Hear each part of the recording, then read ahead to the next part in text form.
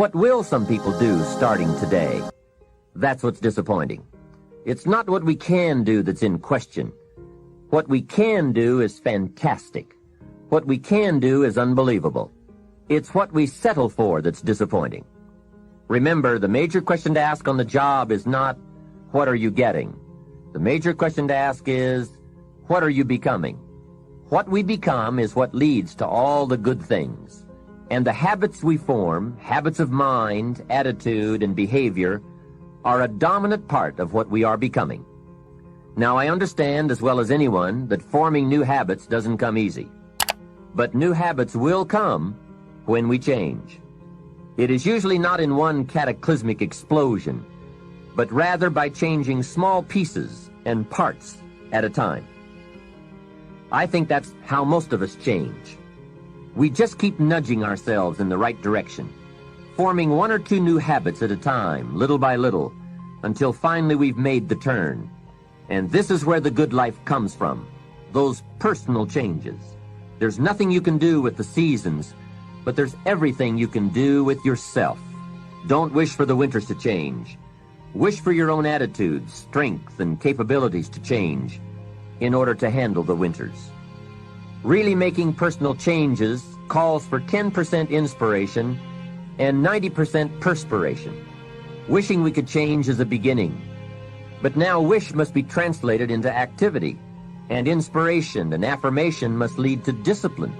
We can affirm that we are going to change, but we must now form new habits and develop new disciplines for the affirmation to come true. We can look at developing ourselves spiritually, physically, and mentally. With respect to our spiritual development, this may be a major or a minor issue for you depending on your values and your goals.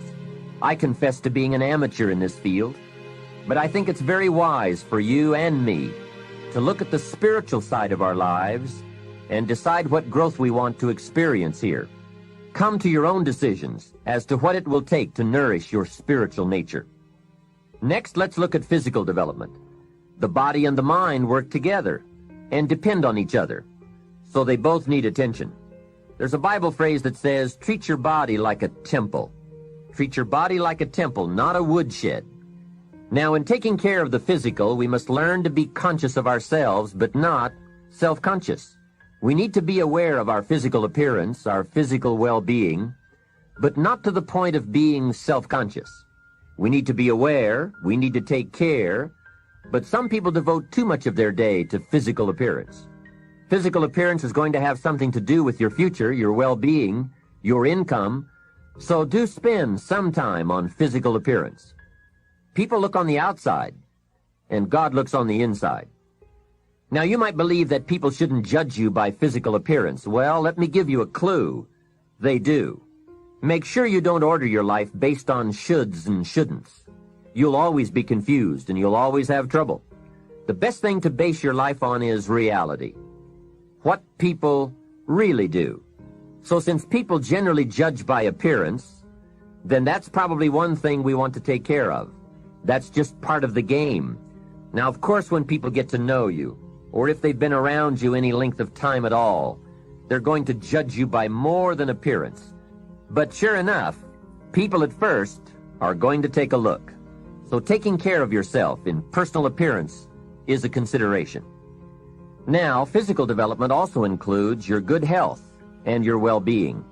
You've got to spend some time on that so that you feel good in the marketplace. Get involved in some form of disciplined exercise. Keeping fit and feeling good has a positive effect on your attitude, not just your appearance. Even if you're not into sports, there are some cassette programs and books on how to stay in excellent shape in only 20 to 30 minutes a day. Get the tapes and find your best way to stay physically fit. Just develop a bit of consciousness about taking care of yourself physically. Physical fitness pays great dividends in terms of your energy level, your ability to live a long, healthy life, and your general sense of well-being. The other part of physical well-being is nutrition. There are some excellent books on this subject for you to investigate as well. Do all you can to stay fit, to stay healthy, and to stay well, because physical health and fitness affect how you feel about yourself and how you perform in the marketplace. When you feel good about yourself, other people will feel good about you too. Appearance, vigor, vitality, and well-being have a lot to do with how your life works out. That's the physical side. Now, the mental exercise and nourishment are just as important as physical and spiritual exercise and nourishment.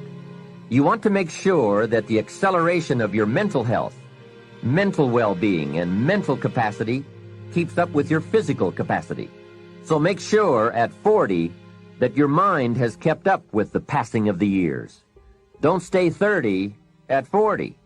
Don't stay 30 at 50. Keep up the learning curve with mental exercises. It's so important for you and me to be stretched beyond where we are. It's too easy to just comfortably sit and stop growing. It often doesn't seem to be that necessary to make the push, to make the effort to learn and to grow and to challenge yourself. But let me give you something to think about. The last few years of the 20th century are going to demand a lot more mental vigor and mental activity. The competition and complications of life are going to truly challenge the full capacity of our mentality. So, stretch your mind. It's easy when you finally find yourself in a good job to stop pursuing mental development. Have you heard about the accelerated learning curve? From birth up until the time we are about 18, our learning curve is dramatic, and our capacity to learn during this period is just staggering. We learn a tremendous amount very fast. We learn our language, our culture, our history, science, mathematics, everything. But guess when this learning curve starts to taper off? When we get our first job, usually. Now sometimes, for some people it will continue, but sure enough, here's where it usually levels off. If there are no more exams to take, if there's no demand to get out paper and pencil, why read any more books? Now you will just learn by some experience, just getting out there and by doing it wrong and doing it right and stumbling around. You learn some, but can you imagine what would happen if you kept an accelerated learning curve all the rest of your life?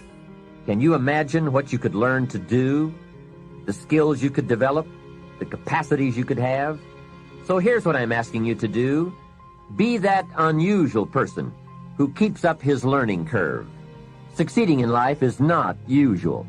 It's unusual. You need to develop some unusual habits to earn the outstanding rewards.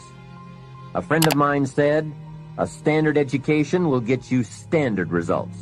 You want a lot more than standard results? You need to become a lot more than a standard person. And now I've got some more good news for you. Never before in the history of the world has it been easier for someone like you or me to become educated, skilled, highly creative, innovative, and spilling over with profitable ways of thinking. You can turn your automobile into a professional growth seminar on wheels. I'm serious. Cassettes can turn the time you spend driving your car, dressing in the morning, or exercising into solid, effective personal development. While your friends are vegetating on the way to work, listening to the radio that doesn't help them one bit to do a better job, you're picking up new negotiating skills, better sales techniques, or a new creative way to solve problems. Become a student of good ideas, wherever they can be found. Start with all the things you can do to make your life better and make you feel better about yourself. Make a list. Life will give you some pretty big challenges if you can handle the small ones. But unless you practice on the small ones and master those, you don't have a chance for the major ones.